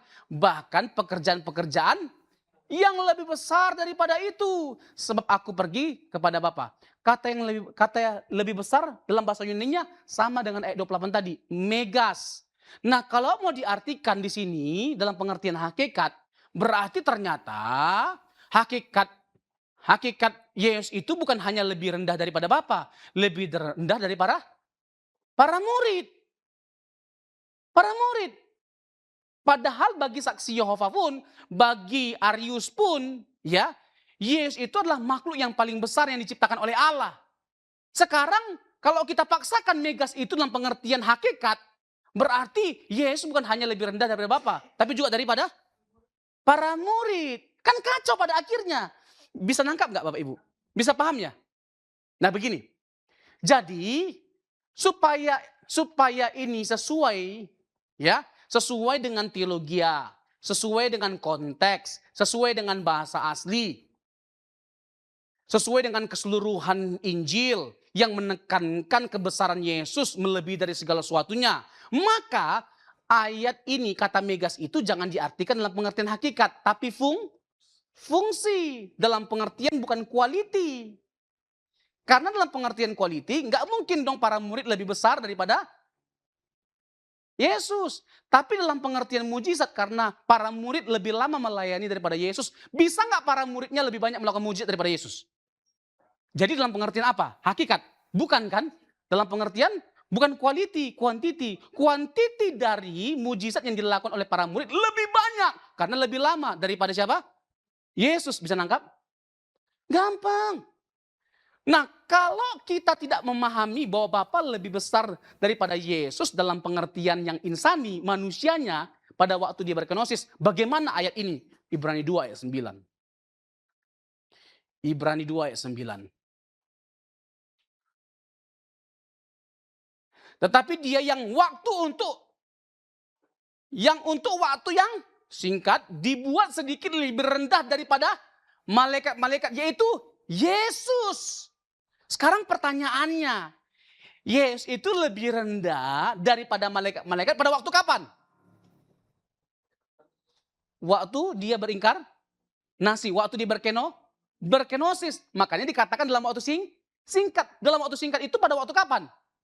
Dia berinkarnasi, yang lahir di Bethlehem. Waktu dia lahir di Bethlehem, yang 33,5 tahun dia hidup. Dalam waktu singkat inilah Yesus lebih rendah daripada malaikat. Jadi ternyata dia bukan hanya lebih rendah daripada Bapa, dia juga lebih rendah daripada malaikat. Dalam konteks kenosis, inkarnasinya. Clear? Clear. Saya bingung gitu loh, orang sesuka-sukanya comot ayat, lalu mengatakan dirinya ini benar, ini Alkitabiah. Melepaskan teks dari konteks, nggak melihat bahasa aslinya. Gimana coba? Ini kacau. Ini asli kacau. Sekarang kembali lagi ke Yohanes pasal yang ke-14. Ayat yang ke-6. Ayat yang familiar. Akulah jalan kebenaran dan hidup. Akulah jalan kebenaran dan hidup. Yesus mengklaim dirinya sebagai sang kehidupan yang bisa memberikan hidup. Kata hidup dalam bahasa asli zoe, hidup kekal, kehidupan yang kekal. Kalau Yesus tidak Allah, bisa nggak dia menganugerahkan hidup yang kekal? Nggak bisa. Yesus mengklaim dirinya sebagai kebenaran. Kebenaran. Kalau misalnya para nabi, ya, para pengajar, orang Farisi, ahli Taurat, mereka biasanya ketika mengajarkan kebenaran itu mengutip pandangan pendahulu atau rabi. Kalau Yesus ketika mengajarkan kebenaran, otoritasnya sama seperti Allah. Misalnya di Matius 5 sampai pasal yang ke-7, kita kan lagi belajar tentang khotbah Yesus di bukit. Itu poin utama dari khotbah Yesus di bukit, hendak menunjukkan bahwa dia lebih dari sekedar manusia, dia Allah. Ada 13 pernyataan dari pasal yang kelima, ada 13 pernyataan dari pasal yang kelima. Kamu mendengar, tapi aku berkata.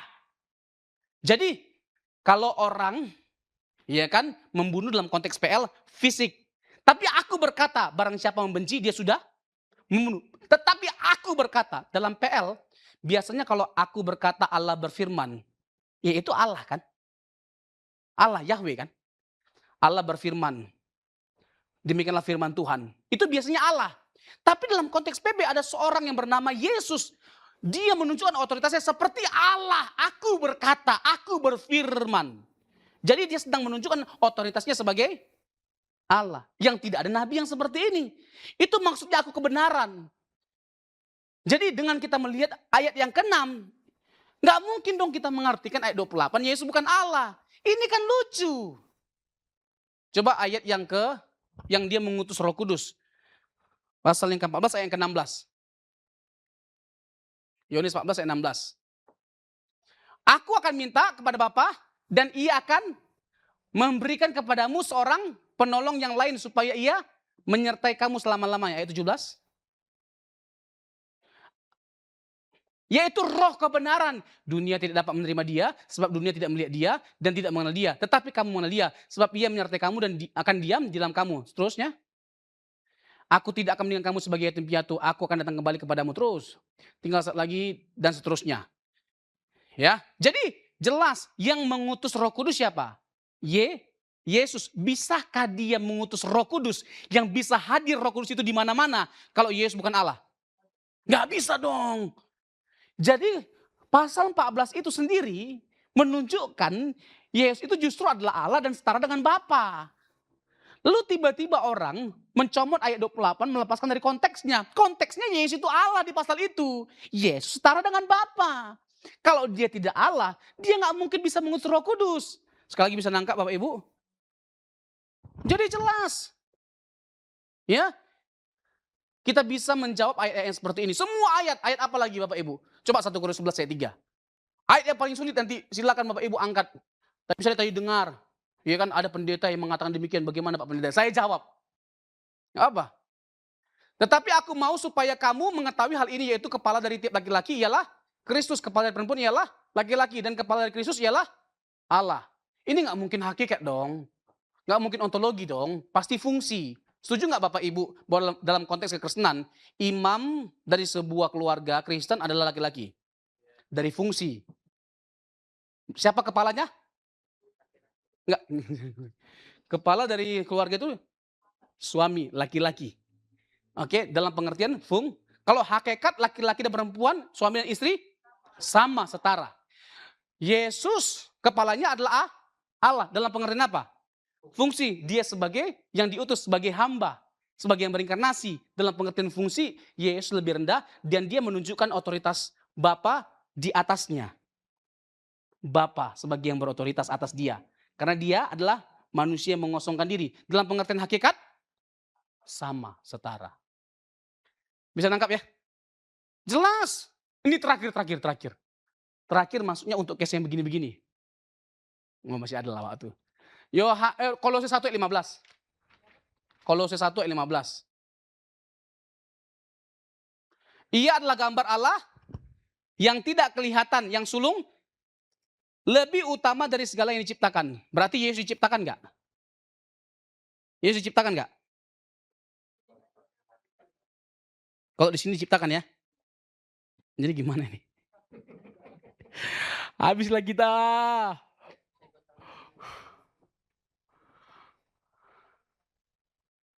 Coba renungkan Bapak Ibu. Ada yang bisa jawab? Coba baca-baca baik-baik. Kalau ada yang bisa jawab silakan. Ia adalah gambar Allah yang tidak kelihatan, yang sulung, lebih utama dari segala yang diciptakan. Berarti sebelum semuanya diciptakan, siapa yang duluan diciptakan? Yesus, mantap.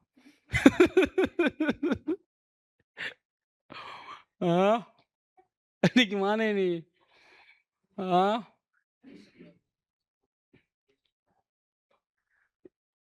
Yesus sudah ada sebelum diciptakan, oke. Yesus sudah ada sebelum diciptakan, tapi dia sebagai yang pertama diciptakan. Oh bukan. Yang lainnya Mang Sahat? Kedudukan tertinggi.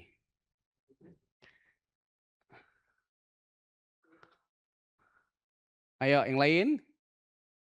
Oke. Ayat 16-17 menunjukkan bahwa ciptaan itu adalah ciptaannya. Dia yang menciptakan. Oke. Ya kan, segala sesuatu diciptakan oleh dia. Ini menunjukkan bahwa dia adalah sang pencipta, artinya dia tidak bisa dimasukkan atau digolongkan kepada ciptaan. Karena dia adalah pencipta. Nah, lalu bagaimana dengan ayat tadi? Dalam bahasa Yunani, kata yang sulung itu prototokos. Ya, prototokos itu bicara tentang keutamaan atau keunggulan. In quality. Ya, jadi Yesus itu jauh lebih besar, lebih tinggi dari apapun, dari siapapun. Dari semua alam ciptaan yang ada, Yesus lebih besar. Karena dia lebih besar, dia nggak bisa dibandingkan dengan alam semesta. Itu maksudnya. Ya, dia lebih berkualiti, dia lebih besar, dia lebih utama, dia lebih unggul. Ya ini bicara keutamaan Yesus. Kalau mau dipaksakan seperti saksi Yehova, katanya Yesus itu yang pertama diciptakan. Dalam pengertian matematika dia mengartikan prototokos. Dia akan bermasalah dengan ayat 18. Coba ayat 18. Nggak boleh dalam pengertian matematika atau bilangan. Kenapa? Karena di ayat yang ke-18 ada kata yang sulung. Ialah kepala tubuh, yaitu jemaat. Ialah yang sulung, yang pertama bangkit dari antara orang mati. Sehingga ia lebih utama dalam segala sesuatu. Ada keanehan nggak pada ayat ini? Kira-kira kalau Bapak Ibu perhatikan. Ada nggak yang aneh dari ayat ini? Yang pertama bangkit. Karena Yesus bukan yang pertama bangkit. Siapa yang sebelum Yesus pernah bangkit? Lazarus, anak muda Nain. Di PPL banyak tokoh-tokoh ya yang bangkit dari kematian. Di PB juga banyak dibangkitkan oleh Yesus, termasuk Lazarus di Yohanes pasal yang ke-11.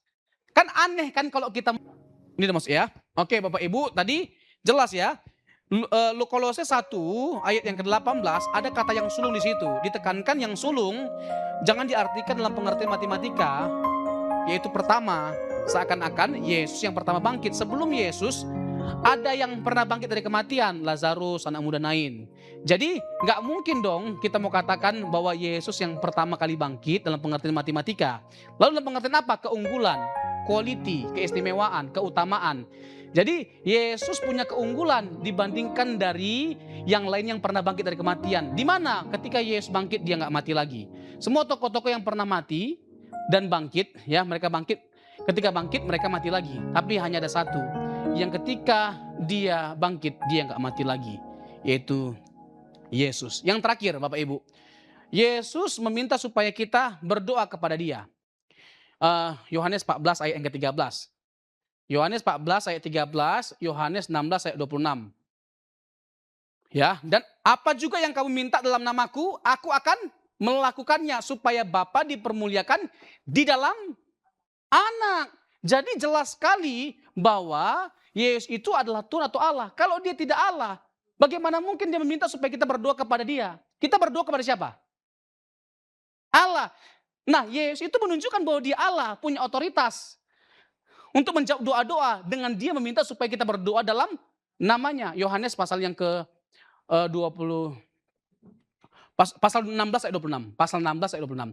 Pada hari itu kamu akan berdoa dalam namaku dan tidak aku katakan kepadamu bahwa aku meminta bagimu kepada Bapa. Artinya Yesus menunjukkan bahwa dia adalah objek iman, pusat penyembahan.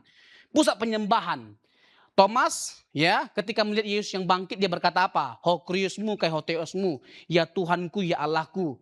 Yohanes pasal yang ke-20 ayat yang ke-28. Ada setan-setan atau roh jahat yang mengaku Yesus itu adalah Allah. Matius pasal ke-8. Waktu melihat Yesus mereka ketakutan. Apa katanya? Apa urusanmu anak Allah yang maha tinggi? Apakah engkau hendak menghukum kami sebelum waktunya? Jelas. Bahkan pernyataan bahwa Yesus itu Allah bukan hanya datang dari para rasul, dari jemaat mula-mula, dari roh jahat, termasuk dari Allah. Ibrani 1 ayat yang ke-8. Ini benar-benar terakhir. Terakhir. Tetapi tentang anak ia berkata, tahtamu ya Allah. Tetap untuk seterusnya dan selamanya. Dan tongkat kerajaanmu adalah tongkat kebenaran. Pertanyaannya, yang berkata siapa? Tetapi tentang anak ia berkata, Bapa. Kepada siapa dia berkata? Tentang siapa? Tentang anak yang adalah Yesus. Apa kata Bapa? Tahtamu ya Allah. Jadi ternyata Yesus yang adalah Allah, pengakuannya bukan hanya berangkat dari Bapa, tapi juga dari para rasul, juga dari jemaat mula-mula, dan bahkan dari roh-roh jahat, dari setan-setan, Mbak. Kalau sampai ada pendeta yang mengatakan Yesus bukan Allah, berarti dia lebih dari setan, nenek moyang. Kurang setan. Oke Bapak Ibu ya, Tuhan Yesus memberkati setiap kita. Kalau ada yang mau dipertanyakan silakan.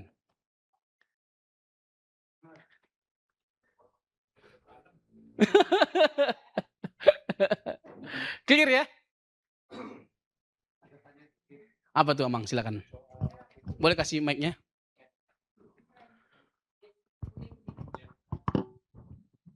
Tes. Kan ada apa itu kalau di Oneness ya, ada waktu mereka disebut sebagai, apa namanya, Jesus only itu, kan sanggahan mereka bahwa Yesus itu adalah nama Allah. Nah itu apa maksudnya? Kenapa mereka Allah itu kenapa bukan Bapa tapi Yesus? Apakah betul klaim mereka bahwa Yesus itu adalah nama Allah seperti Yahweh di Perjanjian Lama? Ini adalah Yesus di Perjanjian Baru, atau apa mesti diartikan sebagai apa? Terima kasih. Ya, bagus pertanyaannya, Mang. Kalau kita lihat Alkitab secara khusus Perjanjian Baru, saya ambillah contoh Injil Yohanes, maka kita akan melihat perbedaan yang nyata bahwa Bapa itu pribadi, Yesus itu pribadi, Roh Kudus itu pribadi. Kalau dikatakan ada yang mengutus, ada yang diutus, berarti yang mengutus dan diutus itu pribadinya sama atau beda? Hah? Kalau ada yang mengutus, ada yang diutus, berarti yang mengutus dan diutus itu pribadinya sama atau beda? Ah, itu nanti lain lagi. Ya, mengutus nih, saya diutus sama Kak Manda. Kak Manda yang mengutus saya. Saya sama Kak Manda pribadinya sama nggak? Beda ya. Kalau kita lihat Injil Yohanes, Yesus mengklaim dirinya sebagai diutus oleh Bapa. Berarti yang mengutus adalah Bapa, harusnya pribadinya berbeda atau sama? Beda. Ketika Yesus menjerit di salib, Eloi Eloi lama sabachthani, Allahku Allahku mengapa engkau meninggalkan aku? Yang ditinggalkan sama yang meninggalkan beda nggak pribadinya? Dikatakan meninggalkan aku, berarti ada nggak yang meninggalkan dia? Siapa? Bapak memalingkan wajahnya dalam bahasa aslinya. Bapak memalingkan wajahnya. Jadi nggak ada nepotisme. Jadi benar-benar Yesus dibiarkan untuk menyelesaikan dengan sempurna misi keselamatan itu, menanggung penderitaan. Sampai pada titik Bapa memalingkan wajahnya, itu penderitaan yang sangat luar biasa. Bapa memalingkan wajahnya, itu penderitaan juga. Dan itu penderitaan yang paling mengerikan. Ketika Bapa memalingkan wajahnya, why? God, why have you forsaken me? Dan itu merupakan seruan yang diambil dari nubuatan Mazmur pasal 22. Jadi kalau kita bilang Bapa itulah Yesus, itulah Bapa, aneh rasanya percakapan-percakapan itu ya. Kalimat-kalimat itu aneh rasanya. Kayak Yesus pada akhirnya berkepribadian ganda. Ngerti ngerti nggak, Amang? Kalau Yesus berdoa di Taman Getsemani, "Bapa, sekiranya cawan ini berlalu." Ketika dia berdoa sama siapa? Dirinya, kepada dirinya, atau kepada yang lain di luar dirinya? Itu yang make sense. Karena kalau kepada dirinya, berarti Yesus itu berkepribadian ganda. Nangkap, Amang ya? Gitu. Ya, jadi Yesus itu nama pribadi Allah, tapi pribadi kedua. Bukan pribadi Bapa, bukan pribadi Roh Kudus. Roh Kudus roh kebenaran. Roh Kudus roh kebenaran, roh Allah, roh penghibur. Dia penghibur. Itu pribadi ketiga. Kalau Yesus nama siapa? Nama pribadi kedua yang berinkarnasi. Dia adalah Logos yang berinkarnasi. Nama Yesus. Gini ya, gini Amang. Ini keren. Untung Amang tanya begini-begini. Ya. Biasanya mancing Amang saat baru yang lain bergerak.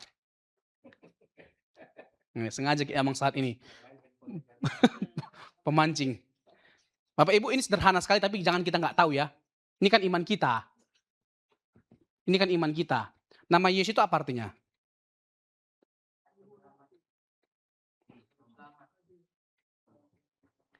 Ya, Yehosua ya, Yesus ya. Yesus. Kristus? The anointed one. Messiah. Mesias. Yang diurapi. Jadi Yesus Kristus artinya apa? Ya, juru selamat yang diurapi. Sang juru selamat yang diurapi. Itulah arti dari nama Yesus Kristus. Nah, kan malaikat dalam Matius pasal yang ke-1 ayat 21 sampai 23 memberitahu bahwa Maria itu kan mengandung, Lukas 1 ayat 35. Ia akan melahirkan anak laki-laki dan engkau akan menamakan dia Yesus. Lalu Yesus itu disingkapkan dia siapa? Dia adalah Immanuel, Allah yang beserta kita. Ayat 23. Sesungguhnya anak darah itu akan mengandung dan melahirkan seorang anak laki-laki dan mereka akan menamakan dia Immanuel yang berarti Allah menyertai kita. Jadi Yesus itu adalah, Logos itu adalah Allah yang menyertai kita. Dalam konteks PL, Allah berdiam dalam apa? Dalam kemah suci, dalam bait Allah. Allah berkemah. Tapi dalam konteks PB, Allah berdiam bersama dengan kita. Allah begitu nyata dekatnya bersama dengan kita melalui Yesus Kristus. Yesaya 7 ayat 14. Ini kutipan dari Yesaya 7 ayat ke-14. Matius 1:23 ini kutipan dari Yesaya 7 ayat 14. Sebab itu Tuhan sendirilah yang akan memberikan kepadamu suatu pertanda. Sesungguhnya seorang perempuan muda mengandung dan akan melahirkan seorang anak laki-laki dan ia akan menamakan dia. Lalu Immanuel itu siapa namanya? Yesus Kristus. Jadi Yesus Kristus itu Immanuel, Allah yang beserta kita. Makanya saya bilang tadi, Mesias itu siapa? Ilahi dan insani. Nggak mungkin hanya sekedar insani. Dia ilahi. Dia pertama-tama terlebih dahulu adalah Allah, lalu menjelma menjadi manusia. Jadi ini dua natur pada satu pribadi, Yesus Kristus. Contoh, Yesaya pasal yang ke-9 ayat yang ke-6. Yesaya 9 ayat yang ke-6. Ini menunjukkan bahwa dia itu adalah Mesias yang ilahi, bukan hanya insani. Karena kalau kita paksakan, oh aneh rasanya kita memahami dia sebagai Mesias. Kalau kita percaya dia sebagai Allah. Loh, PL mengungkapkan identitas Mesias itu bukan hanya insani, tapi juga ilahi. Ini ayat-ayatnya. Sebab seorang anak telah lahir untuk kita. Seorang putra telah diberikan untuk kita. Ini siapa? Ini siapa? Yesus. Lalu apa dikatakan? Lambang pemerintahan ada di atas bahunya. Dan namanya disebut orang penasihat ajaib. Allah yang perkasa. Bapa yang kekal. Raja damai. Wih, ngeri loh. Ini gelar-gelar apa? Allah. Berarti gak mungkin sang Mesias itu hanya sekedar manusia. Dia pasti Allah. Ini saya perlihatkan ketika Yesus diadili oleh Imam Kayafas, imam besar. Markus pasal yang ke-14 ayat 61-62. Markus pasal yang ke-14 ayat 61-62. Tetapi ia tetap diam dan tidak menjawab apa-apa. Lalu imam besar itu bertanya kepadanya sekali lagi. Katanya, apakah engkau Mesias, anak dari yang terpuji? Ayat 62. Yesus bukan hanya sekedar mengiyakan loh. Dia memberikan keterangan yang menunjukkan dengan tegas dan jelas bahwa dia Allah, bukan hanya sekedar manusia. Apa dikatakan? Akulah dia dan kamu akan melihat anak manusia. Tadi kan Daniel 7 ayat 13 kan, yang kesudahannya, yang tidak akan berkesudahan kerajaannya, tidak akan lenyap kerajaannya, ya kekuasaannya, menunjukkan bahwa dia adalah Allah. Jadi anak manusia itu menunjukkan dia adalah Allah. Jadi bukan hanya sekedar menunjukkan kemanusiaannya. Duduk di sebelah kanan yang maha kuasa. Maksudnya itu sejajar. Ya kita harus memahami kata duduk di sebelah kanan itu dalam pengertian sejajar. Sejajar dengan Bapa. Dia punya posisi yang setara dengan Bapa. Hakikatnya sama dengan Bapa. Duduk di sebelah kanannya. Lalu yang maha kuasa dan datang di tengah-tengah awan-awan di langit. Ini bicara tentang apa? Dia yang adalah hakim, bahwa dia akan menghakimi seluruh dunia. Bukan hanya sekedar menghakimi yang terlihat, tapi juga yang tak terlihat. Kalau sampai Yesus disebut sebagai hakim atas seluruh bumi, berarti dia punya sifat apa? Maha tahu. Nggak bisa tidak. Kalau dia nggak punya sifat maha tahu, bagaimana dia bisa menjadi hakim atas seluruh bumi? Dan dia bukan hanya sekedar menghakimi apa yang kelihatan, tapi juga yang tidak terlihat. Berarti Yesus siapa? Allah, pasti Allah. Makanya orang ya jangan hanya sekedar lihat satu ayat, tuh tanpa diartikan sesuai dengan konteksnya. Tuh Yesus tidak setara dengan Bapa, tuh Yesus tidak Allah. Nah begitulah akhirnya kacau kesimpulannya. Ya kan, bukan kicau tapi kacau mania. Ya, jadi rusak pada akhirnya. Mengerikan loh nih. Ini sesuatu yang tragis loh. Makanya jujur ini saya bilang, sesuai dengan tema, kalau orang menyangkali keilahian Yesus, pasti binasa. Nggak mungkin nggak binasa, pasti binasa. Karena Yesus sendiri yang ngomong, kalau kamu menolak aku, kalau kamu menyangkali aku, kamu akan mati dalam dosamu. Kalau kamu tidak percaya akulah dia, kamu akan mati dalam dosamu. Ini bukan pernyataan saya, pernyataan Yesus. Jadi Kita tambahkan dengan menjelaskan pertanyaan Muslim, gampang kali ya. Selamat di dalam konteks kekristenan hanya percaya Yesus, nggak perlu berbuat baik. Siapa bilang gampang? Ya sudah segampang itu, Tuhan Yesus sudah mengerjakan. Hanya dengan percaya kita selamat. Nggak semua loh faktanya orang percaya. Faktanya nggak semua loh orang percaya. Oh itu gampang kali ya kayak sebelah Yesus. Selamat ya, hanya dengan percaya Yesus. Lalu dia selamat. Loh, nggak mudah loh jadi orang seperti yang sebelah kanan Yesus bisa percaya sama orang yang sekarat juga sama dia. Bisa pula dia menggantungkan keselamatannya kepada orang yang juga sekarat sama dia. Itu percaya nggak gampang justru. Di mana kita menemukan ada percaya yang seperti ini? Jangan bilang gampang. Bisa tangkap nggak maksud saya? Ini percaya yang mahal. Jadi digambarkan dalam Injil Yohanes, percaya itu kita dalam keputusasaan. Seperti orang di sebelah Yesus. Dalam keputusasaan, mampu nggak kita mempercayakan diri kita kepada dia? Sebagai satu-satunya yang bisa menyelamatkan kita. Bahkan dalam ketidakberdayaannya pada waktu itu, mampu orang di sebelah kanan Yesus menempatkan dirinya pada Yesus. Sehingga apa kata Yesus? Hari ini juga engkau bersama dengan aku di Firdaus. Gitu Amang ya? Oke, ada lagi?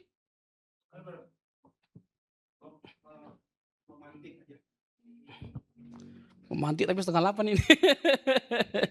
Sedikit ya. Cek. 7:30 ke 10. Cek. Supaya lebih dalam. Jadi tema kita kan Yesus yang direndahkan.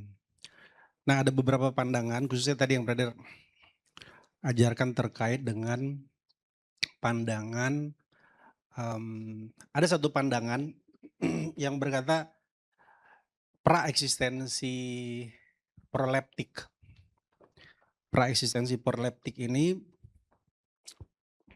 melihat Yesus itu tidak sebagai pribadi sejak kekekalan, tapi Yesus itu sebagai gagasan, pikiran, perspektif Allah, hikmat Allah. Dan bahasa-bahasa proleptik itu adalah bahasa di mana rencana Allah itu sudah dinyatakan seolah-olah sudah terjadi, padahal belum. Nah, ada beberapa teks yang mereka gunakan. Salah satunya teksnya adalah Yohanes 1 ayat 1. Pada mulanya Allah adalah firman, yaitu logos. Nah, logos itu diartikan sebagai sebuah hikmat Allah, perspektif Allah. Nanti logos itu akan jadi manusia, ayat 14-nya. Dia menjadi daging, menjadi manusia. Itu pertama teksnya. Kemudian teks kedua itu bicara tentang 1 Petrus 1 ayat 20. Bahwa coba 1 Petrus ia telah dipilih sebelum dunia dijadikan. Kata dipilih di sana tuh, kata ia telah dipilih itu proginosko. Dengan kata lain, bahwa dalam rencana Allah, dalam hikmatnya, itu baru terrealisasi di Yesus jadi manusia. Jadi sebetulnya itu tidak berbicara tentang Yesus yang secara pribadi. Tapi gagasan ya? Itu hanya gagasan. Ide. Lalu Wahyu 13 ayat 20. Bahwa dia anak domba Allah itu telah disembelih. Oke. Sebelum dunia dijadikan.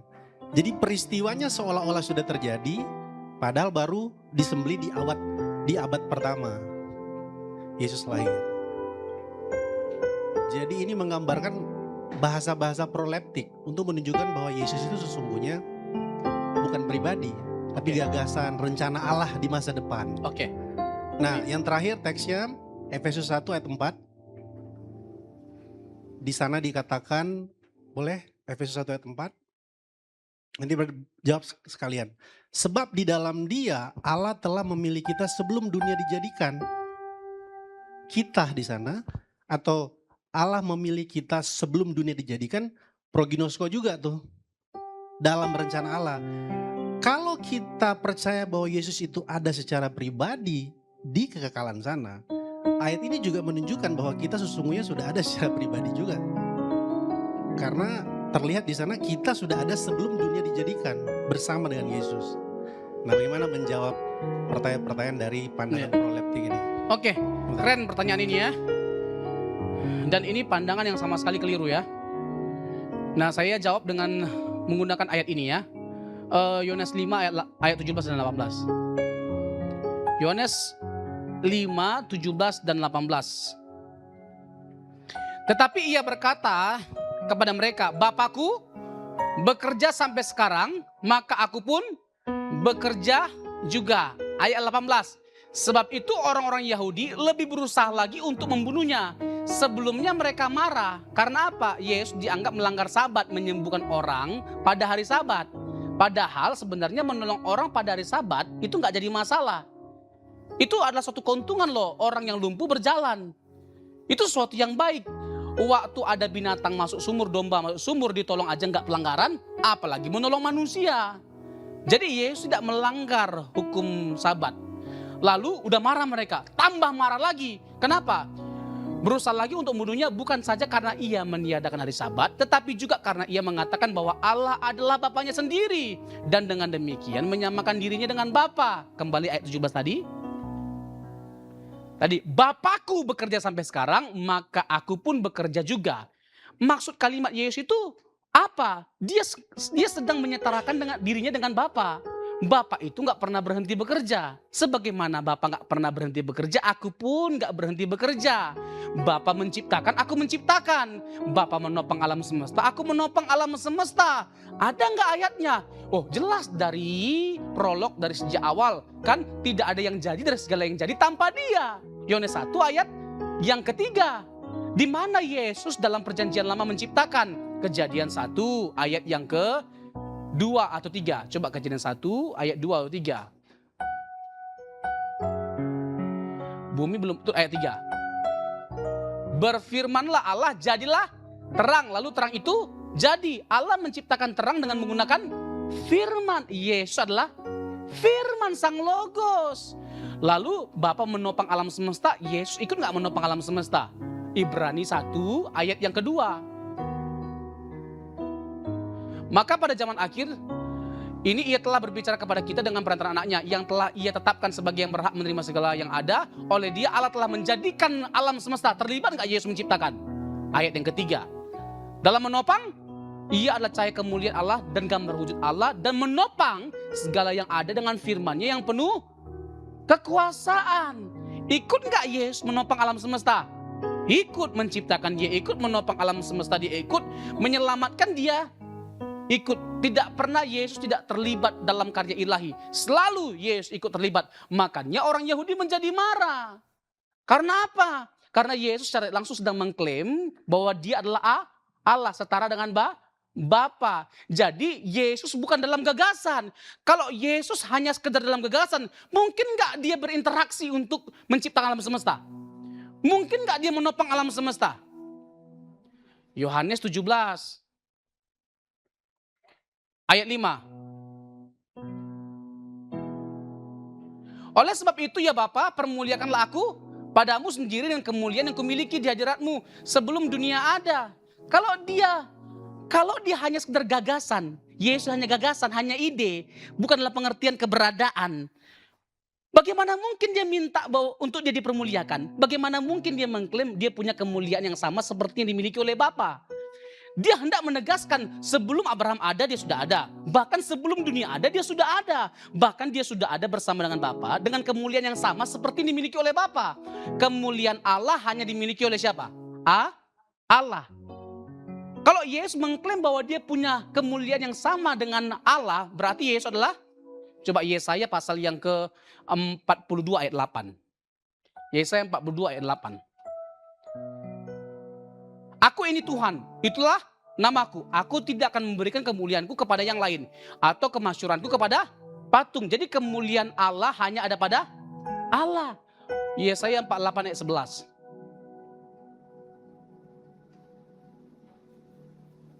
Aku akan melakukannya oleh karena aku, ya oleh karena aku sendiri. Sebab masakan namaku akan dinajiskan. Aku tidak akan memberikan kemuliaanku kepada yang lain. Aku tidak akan memberikan kemuliaanku kepada yang lain. Jadi Yesus menjelaskan posisinya bukan hanya sekedar dia bukan ide loh. Dia bukan ide, dia bukan gagasan. Dia adalah pribadi yang ikut mengeksekusi keselamatan, penciptaan, menopang alam semesta. Clear banget gitu loh. Coba Yesaya 45 ayat 23. Yesaya 45 ayat 23. Demi aku sendiri aku telah bersumpah dari mulutku, telah keluar kebenaran suatu firman yang tidak dapat ditarik kembali. Dan semua orang akan bertekuk lutut di hadapanku dan akan bersumpah setia dalam segala bahasa. Demi aku sendiri. Ini dipakai loh oleh kelompok mereka loh dengan mengatakan tuh hanya Bapa kan. Aku sendiri, Bapa. Monoteisme ini bos. Lalu ketika kita lihat di perjanjian baru, ayat ini dikutip oleh Paulus. Dalam Filipi 2 ayat 10 dan 11. Ternyata ayat ini dipakai untuk menunjuk kepada siapa? Yesus. Tadi dengan bangganya gitu loh. Ini Bapa yang Allah. Aku sendiri berarti hanya Bapa. Hanya Bapa yang Allah. Bukan Yesus. Lalu ternyata ayat ini dipakai oleh Paulus. Supaya dalam nama siapa? Yesus bertekuk lutut. Sama gak bunyi ayat sama yang tadi? Bertekuk lutut segala yang ada di langit dan yang ada di atas bumi dan yang ada di bawah bumi, ayat 11. Dan segala lidah mengaku Yesus Kristus adalah Tuhan. Bagi kemuliaan Allah Bapa. Nah sekarang pertanyaannya, yang benar mana? Paulus atau pendeta yang ngaco itu? Ya Paulus lah. Ada ayah wae. Gitu ya. Jadi Yesus itu bukan hanya sekedar ide, bukan gagasan, pribadi. Dan dia bukan hanya sekedar pribadi, dia adalah Allah, dia setara dengan Bapa. Mantap? Oke. Oke, brother. Final ya. Tuhan Yesus memberkati setiap kita. Haleluya. Merdeka.